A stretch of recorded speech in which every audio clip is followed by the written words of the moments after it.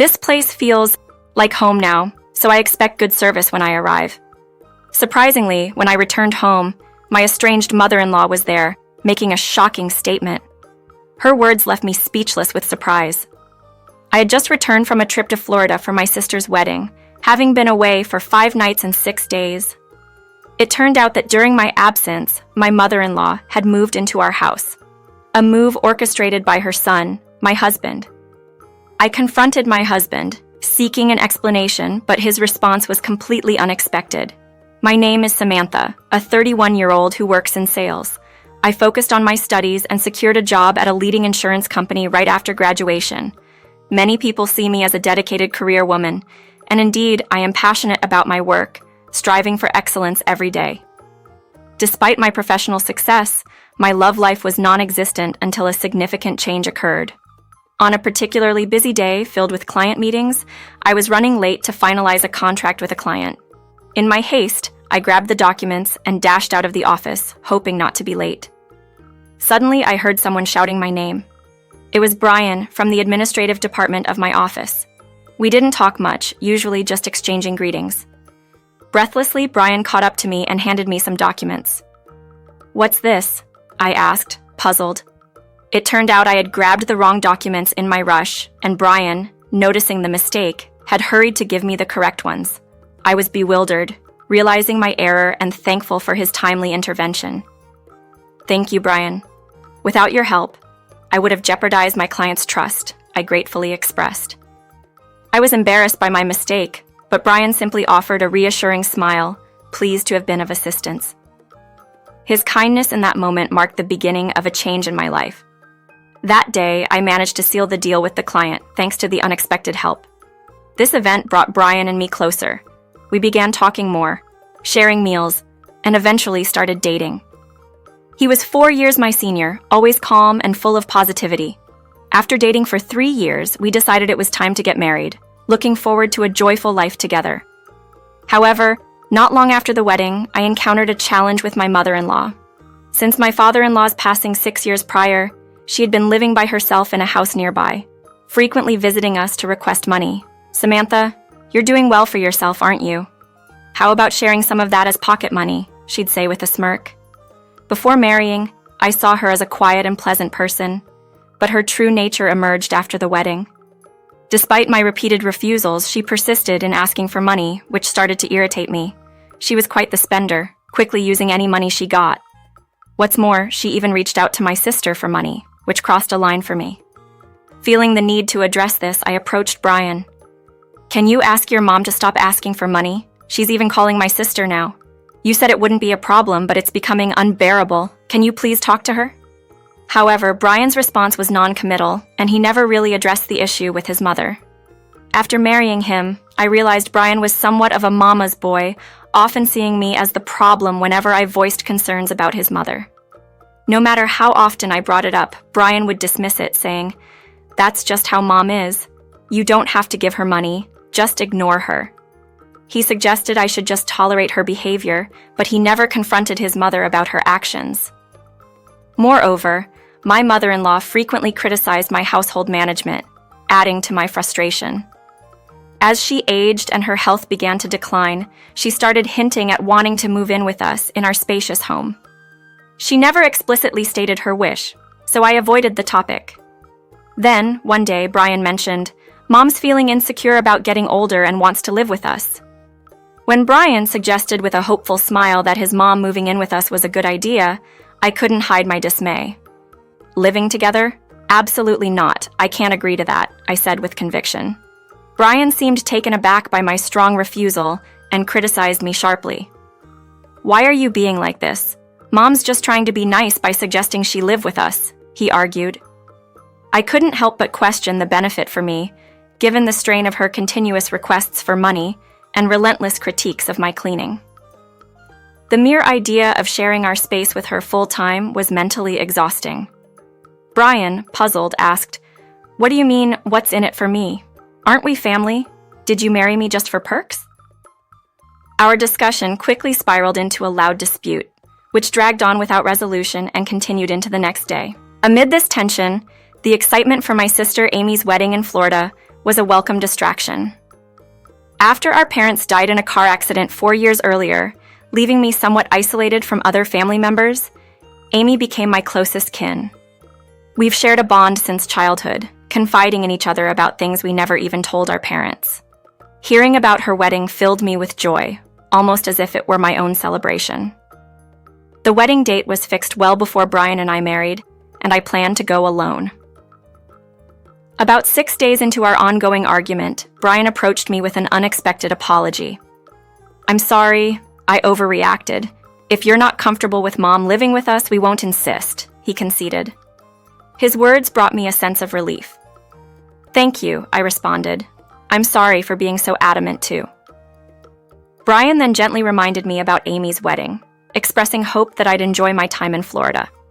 His supportive words brightened my mood, and we reconciled, looking forward to the days before the wedding in a much happier state. The wedding day itself was as beautiful as one could imagine, set against the breathtaking backdrop of Florida's serene sea visible through expansive windows. Amy was radiant in her wedding gown, her joy infectious, bringing me to tears more than once. Getting to know her husband Anthony, who had shown himself to be both dependable and kind, reassured me that my sister was in good hands. After joyfully celebrating their wedding, I spent 5 nights and 6 days exploring before heading back to Philippines. As I walked through my front door, calling out, "I'm home," I was greeted not by the expected quiet of my house, but by my mother-in-law. "Welcome back, Samantha. You're here," she said with a smirk, making it clear she now considered my home hers and expected to be catered to. I was taken aback by her boldness. Rushing into the living room, I found Brian, my husband, relaxing on the couch. Confused and upset, I asked him about his mother's unexpected presence, only to learn he had decided we would all live together without consulting me. Brian's relaxed admission and justification for his deception were infuriating. He argued it was an opportunity for me to show family loyalty, despite the fact that my own parents were no longer with us. My mother-in-law then demanded I start showing my appreciation by giving her daily massages, and even suggested rearranging our home to suit her needs. Their entitled attitude was too much for me, and I couldn't help but raise my voice in protest. Brian's response was harsh, insisting we had no choice but to live together and dismissing my feelings with a callous remark about my lack of family. Feeling utterly disrespected and realizing my feelings for Brian had turned ice cold, I declared my intention to seek a divorce. Their laughter and mocking disbelief at my decision only confirmed my resolve. Despite their insults and claims that I would be unable to survive without them, I knew I had to leave. Their verbal abuse continued, but I remained silent, determined to start a new chapter away from their toxicity. Ignoring their taunts, I swiftly pulled out my phone and dialed a number. Brian's curiosity piqued as he questioned who I was calling, but my attention was focused on the call. "Hey, Amy," I greeted, the moment my sister answered. Yes, I had reached out to my sister, Amy. "Thanks for the warm wishes. The wedding was beautiful, and I'm back home now. I'm calling because I've made an important decision and needed to share it with someone who's always been there for me." As I spoke, Brian and my mother-in-law could only watch, unsure of what to expect. "I've decided to divorce Brian," I announced, my voice steady and clear. "The house feels too large for just one person, and I have no intention of staying here alone. It's time to resolve the matter of the house and land." My declaration was firm, leaving Brian and his mother speechless. Amy's response was supportive, offering her help with whatever I needed next. After thanking her and ending the call, Brian's frustration erupted. "How can you make these decisions alone? You're planning to deal with the house and land by yourself." His disbelief was echoed by his mother, who reminded him that he was supposedly the legal owner. However, I corrected them with confidence. I am the legal owner of both the house and the land. Their shock was palpable, especially when confronted with the truth about the ownership.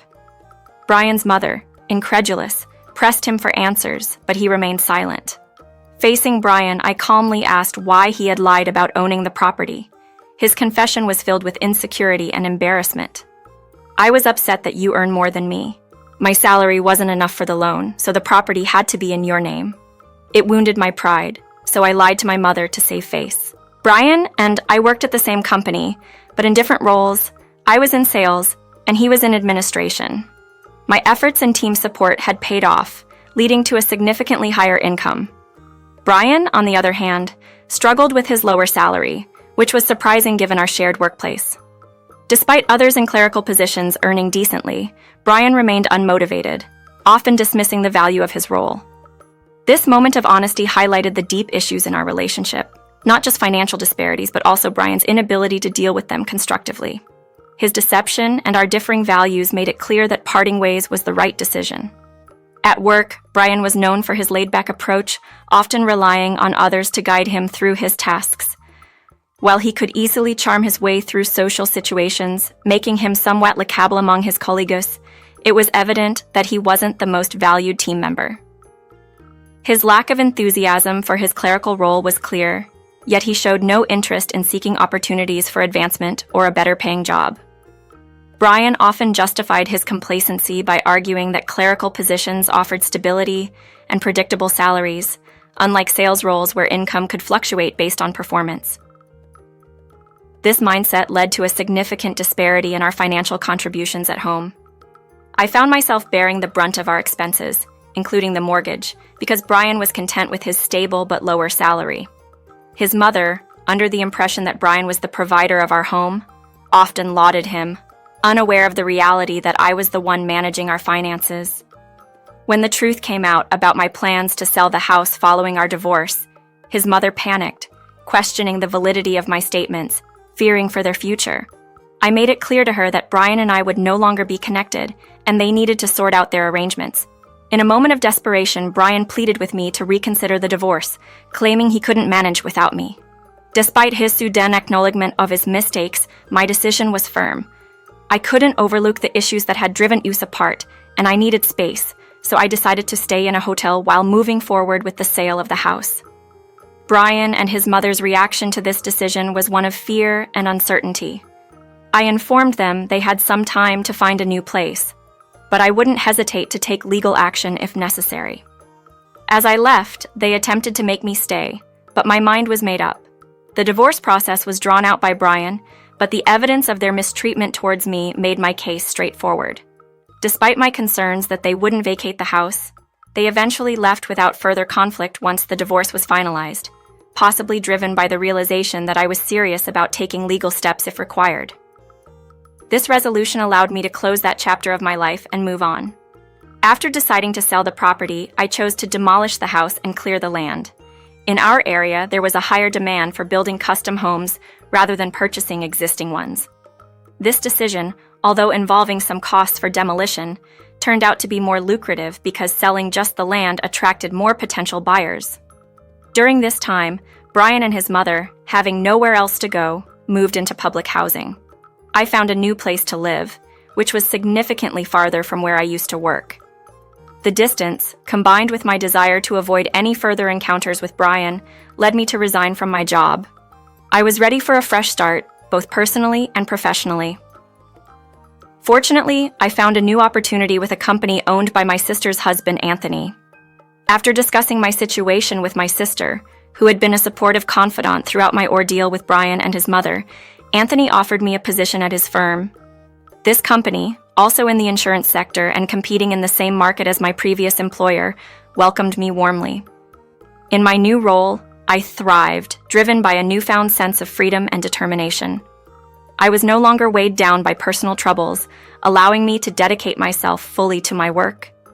My efforts paid off, leading to positive feedback from clients and a noticeable impact on the company's success. Anthony's acknowledgement of my contributions only fueled my motivation further. The news of my success and departure had a significant impact on my former company, highlighting the loss of a valuable team member. Meanwhile, without the support network I unknowingly provided, Brian struggled to maintain his facade of competence at work. His reliance on charm over actual performance became increasingly evident, leading to his isolation and eventual resignation. The job market proved challenging for him, and with his mother's lackadaisical approach to employment, their situation became dire. One day, his mother reached out to me, desperately seeking assistance. Despite our history and the difficulties, they had caused, she pleaded for my help, a stark reminder of the complex web of personal and professional lives we navigate. When Brian's mother called me, her voice trembling with desperation, she painted a grim picture of their life. She lamented over their hardships, with Brian being constantly on edge and taking his frustrations out on her.